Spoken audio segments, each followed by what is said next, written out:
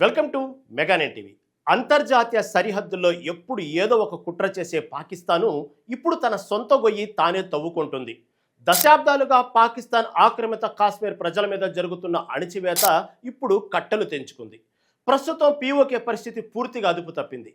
ఎటు చూసినా నిరసనలు, బందులు, కాల్పులు, కాలిపోతున్న వాహనాలే కనిపిస్తున్నాయి.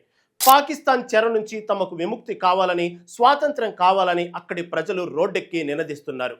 వారిని అణిచివేసేందుకు పాకిస్తాన్ సైన్యం పచ్చి నెత్తురు తాగుతుంది. ఈ దాడుల్లో ఇప్పటికే 30 మందికి పైగా అమాయకులు బలయ్యారు.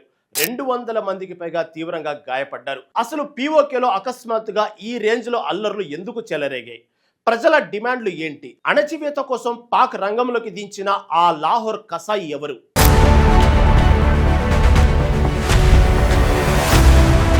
మంగళవారం మధ్యాహ్నం మొదలైన ఒక బంద్ పిలుపు ఇప్పుడు పీఓకే వ్యాప్తంగా పెను కారు చిచ్చులా మారింది.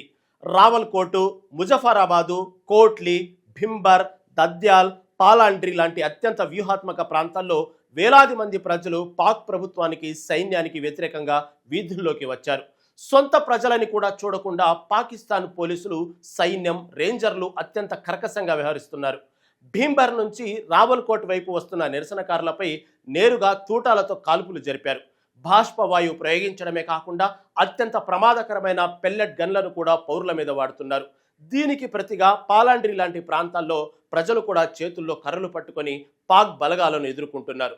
దీంతో పీఓకే ప్రాంతం ఒక మినీ యుద్ధ రంగాన్ని తలపిస్తుంది. ఈ పోరాటం కేవలం నిన్న మొన్న మొదలైంది కాదు. పీఓకే ప్రజలు ప్రధానంగా 38 డిమాండ్ల సాధన కోసం ఈ సుదీర్ఘ పోరాటం చేస్తున్నారు.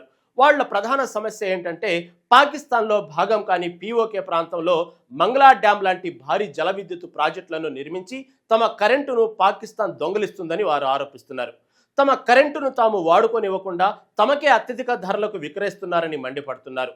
తమకు చౌకగా విద్యుత్ అందించాలని, అలాగే బతకడానికి కనీస అవసరాలైన పిండి, బియ్యం, పప్పు ధాన్యాలను సబ్సిడీ ధరలకు ఇవ్వాలని వారు ప్రభుత్వాన్ని డిమాండ్ చేస్తున్నారు. ముజఫరాబాద్లోని నీలం వంతెన వద్ద ఈ డిమాండ్ల కోసమే భద్రతా దళాలకు, పౌరులకు మధ్య తీవ్ర ఘర్షణలు జరిగాయి.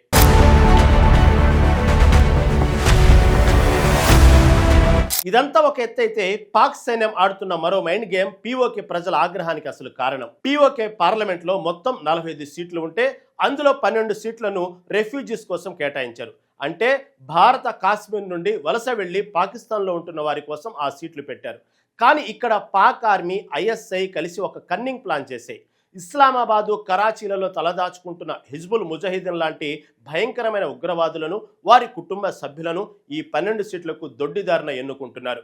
దీనివల్ల ఆ 12 సీట్లు నేరుగా ఆర్మీ కంట్రోల్లోకి వెళ్ళిపోతున్నాయి.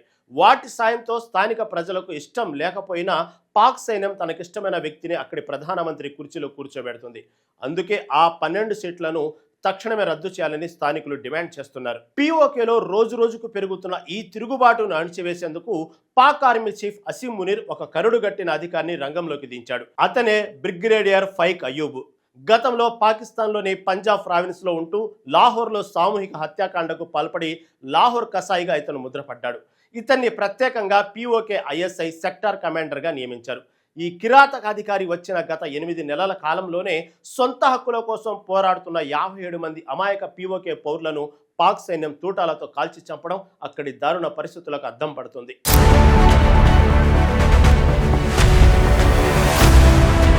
మరోవైపు పీఓకేలో జరుగుతున్న అరాచకాలపై ప్రపంచవ్యాప్తంగా మానవ హక్కుల సంఘాలు మండిపడుతున్నాయి. ఇది పాకిస్తాన్ ఆక్రమిత కాశ్మీర్ ప్రస్తుత పరిస్థితి.